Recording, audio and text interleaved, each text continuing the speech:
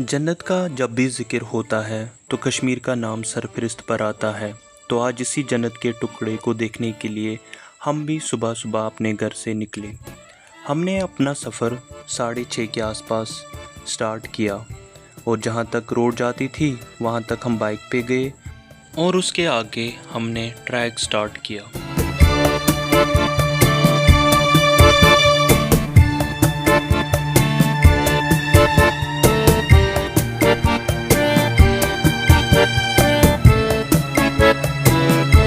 ये पगडंडियाँ हमें ज़िंदगी के सफ़र की याद दिलाती है। हर मोड़ पर एक नया मंज़र और हर चढ़ाई के बाद एक नई खूबसूरती।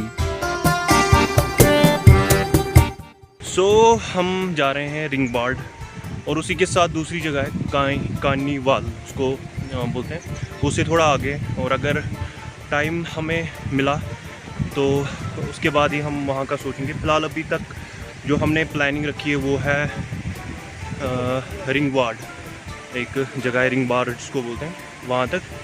तो अभी बस हमें ये गली पार करनी है। ये भी काफ़ी हैक्टिक रास्ता है, अराउंड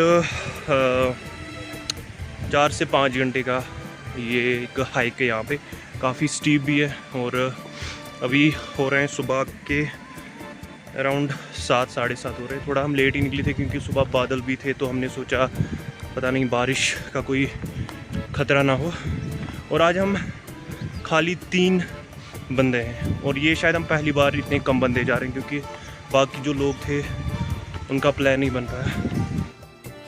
पानी की बहती हुई आवाज़ दिल को सुकून बख्श रही थी और कुदरत के अज़मत का एहसास भी दिला रही थी। ये पहाड़ और वादियाँ हमें कुदरत के वस्त और अज़मत का अंदाज़ा दिलाती थी। ये मंज़र हमें ये सिखाता है कि ज़िंदगी के हर मुश्किल के बाद एक खूबसूरत मंज़र आता ही है।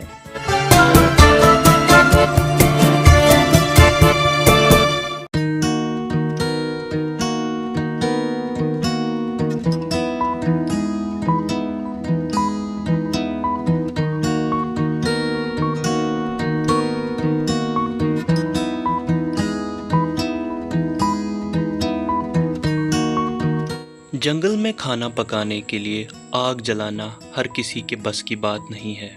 काफ़ी मुश्किल और कठिनाई का काम होता है ये। कुदरत के दामन में खाना पकाने के अपने ही लुत्फ़ होते हैं। चाहे आप सफ़र पर हो या सफ़र कुदरत के हसीन नज़ारों का मज़ा ले रहे हो, मैगी हमेशा आपका साथ देगी। पहाड़ों की बुलंदियों का सफ़र करना हर किसी की बस की बात नहीं, लेकिन ये तजुर्बा ज़िंदगी भर यादगार रहता है। कुछ फासला तय करने के बाद हम टॉप तक पहुंच ही गए। यहाँ से जब हमने आगे नज़र फेर दी तो पूरे कश्मीर का मंजर दिखाई दे रहा था। कश्मीर के बहुत सारे खित्ते यहाँ से हमें साफ साफ दिख रहे थे।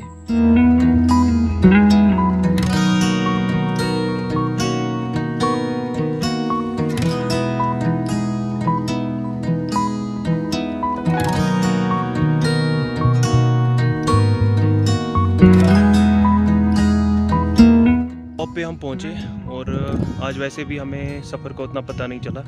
शायद कल रात बारिश हुई थी और ठंड भी काफ़ी थी और धूप भी अभी ज़्यादा नहीं निकली थी।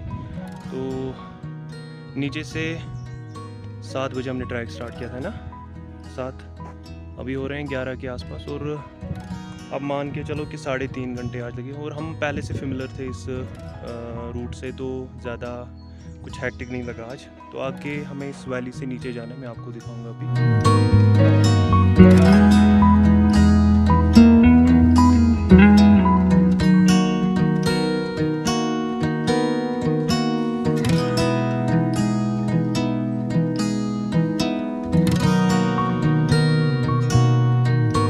और मुझे यहाँ से दूर एक जगह बर्फ़ भी दिखाई दे रही है।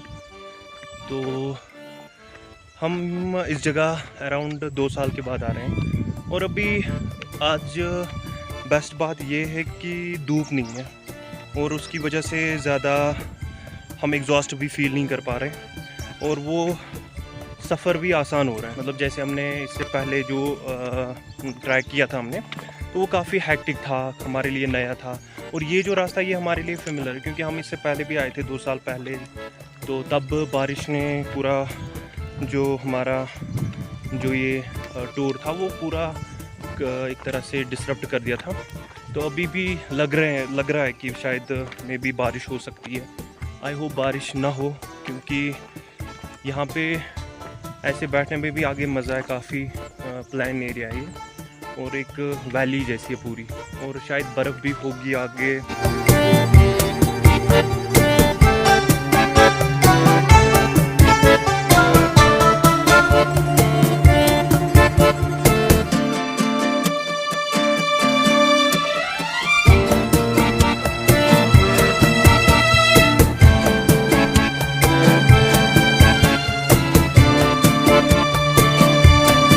कुछ देर चलने के बाद ही हमें खाना बदोश लोगों का एक छोटा सा किचन गार्डन दिखा, जो दिखने में नहायत ही खूबसूरत और ग्रीनरी से भरपूर था।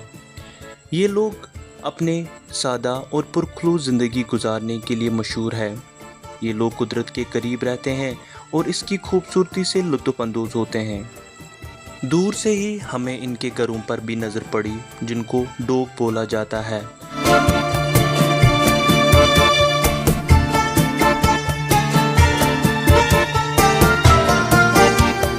अभी कहाँ है हम? पहाड़ों के पीछे नहीं, पहाड़ों के पीछे नहीं, हम अपनी मंजिल पे पहुँचे, अपनी डेस्टिनेशन पे।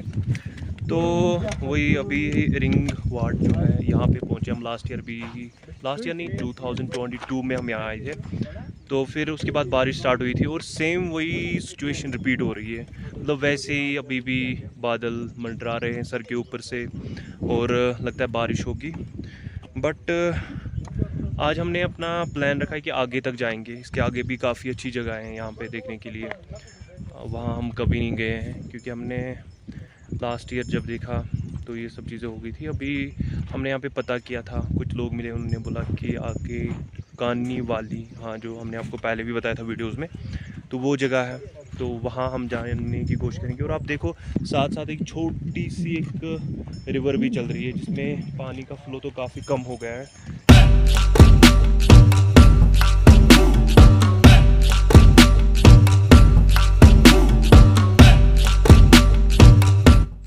दिन का खाना खाने के बाद ही अब तलब हो रही थी चपली कबाब खाने की।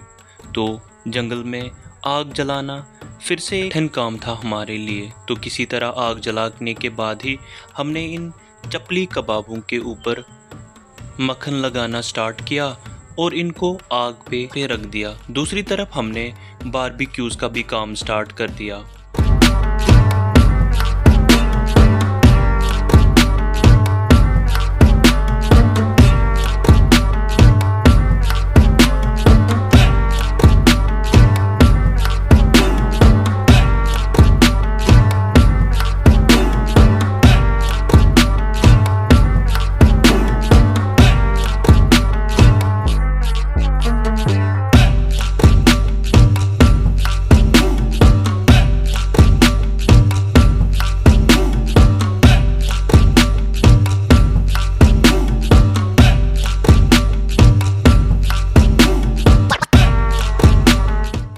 हमने नहा लिया यहाँ पे।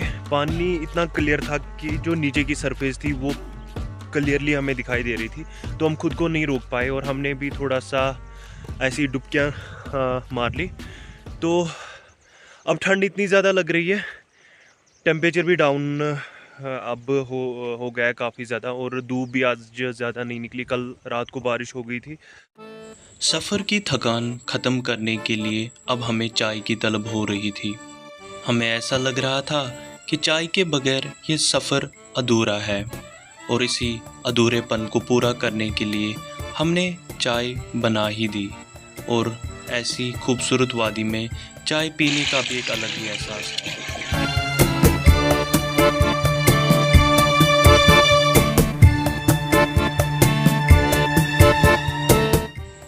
जंगल की ये दुनिया हमें कुदरत की कुर्बत का एहसास दिलाती है।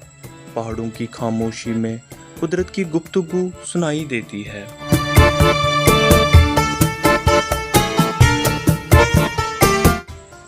वो कहते हैं ना, कुदरत की हर शय में एक राज छुपा होता है, बस देखने वाली नज़र चाहिए।